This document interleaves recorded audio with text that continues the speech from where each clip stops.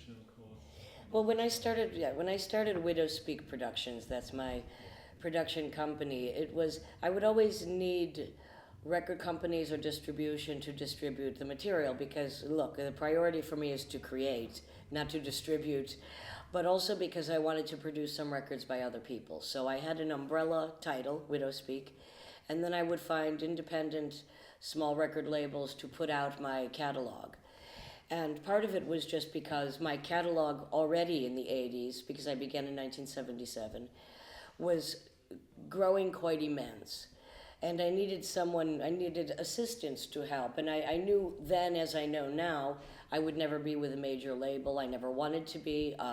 They don't want me, I don't want them. I've always been completely stubbornly independent. And one of the reasons is I create at too high a volume for any major record company or management company. They want you to make one album tour for 2 or 3 years, the same thing. This is to me impossible. I'm doing 2, 3, 5 projects a year, and the goal is to make the projects with the collaborators, to document the material, and to then go and make the next project. So basically just for these very reasons, to have one place to house the material, mainly my own catalog, and then occasionally to produce especially spoken word records by other people. Cool. So second topic is about your actual project, Big Sexy Noise. It's a compilation with the musicians from the band Junk. You were together with them for several years before. And can you tell me, you released your album Big Sexy Noise this year. Can you describe the way the songs emerge? Do you meet in studio, work together? Or? Yeah. So Big Sexy Noise is myself and then 3 members of Drunk. And I'd been working with Terry, the sax player, for over a decade in my jazz noir or psychoambient stuff, and then also the drummer, Ian White, and then James Johnston occasionally, both in the jazz noir and the psychoambient. And about a year or 2 years ago, Drunk had sent me a song called Doughboy that they wanted me to do the vocals on for it's like a single to go along with one of their albums. And I recorded that, and then it just became apparent we needed to do more material. And also because I had come to the zenith of my illustrated word or psychoambient stuff and always going to the next project.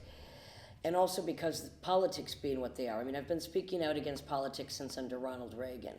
Under George Bush, it was just, and still the repercussions of his regime are so immense and global that even though I do performances based solely on politics with music and images, it's time for me to rock. And it's time to just, I mean, I can say no more about what I've already said, which is the same now as it was 20 years ago in America. Here we celebrate today the 20-year anniversary of the wall in Berlin coming down. But in the meantime, for the past 20 years, America has been going into fascism, going into a military-industrial complex.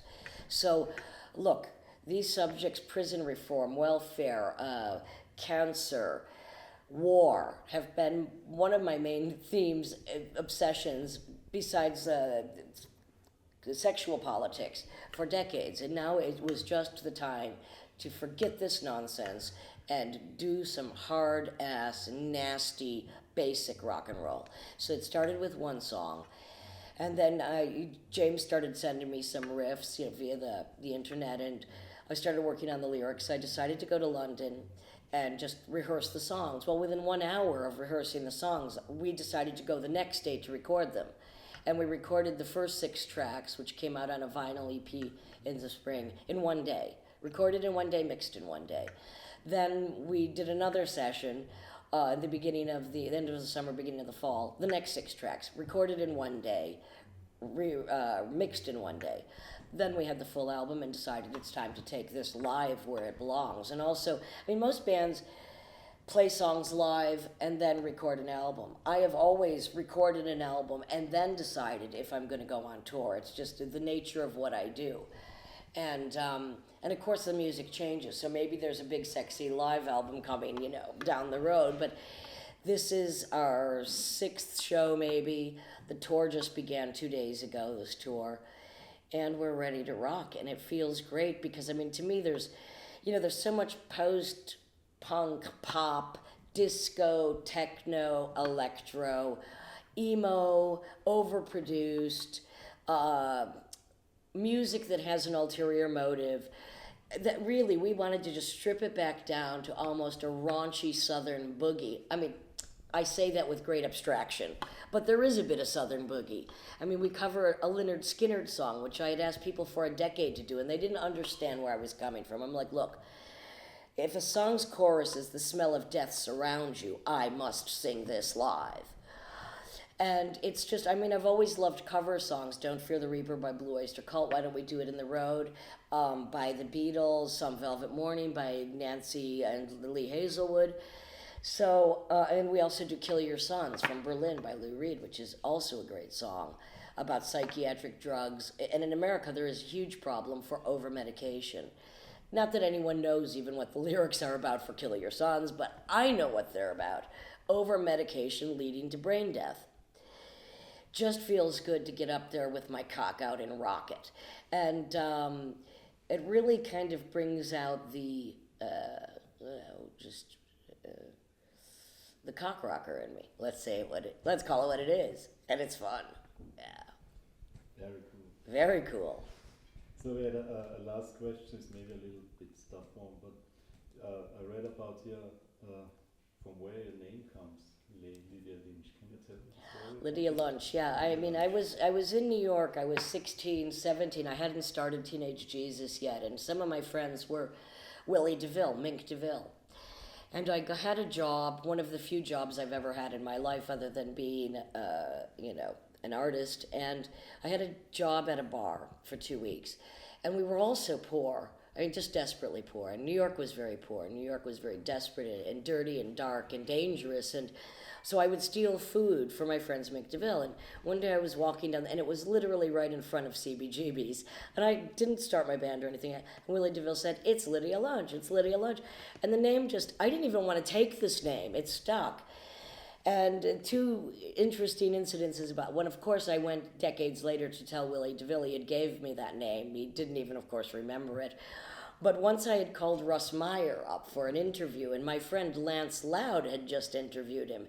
And Russ Meyer said, Lydia Lunch, it's the greatest name in showbiz." He didn't know who I was. He probably thought I was a porn star. And I thought, that's just a great reason to keep the name. You know, it's like Johnny Rotten. Yeah, I didn't choose this name. It's not as bad as Johnny Rotten. It does sound porno, which I kind of like. It's just ridiculous. I am here to feed something, not to the masses, but to the minority that I hope quenches a hunger in their soul that they might not find from another voice, from another female entity. So if my goal is through creation to doctor, to feed, to take care of, or to at least to alleviate some of the pain that an individual might feel as an outsider, then hence the name fits what I do. Lydia Lunch. The greatest name in showbiz, if you're Russ Meyer. Perfect. Thank you. Thank you very much.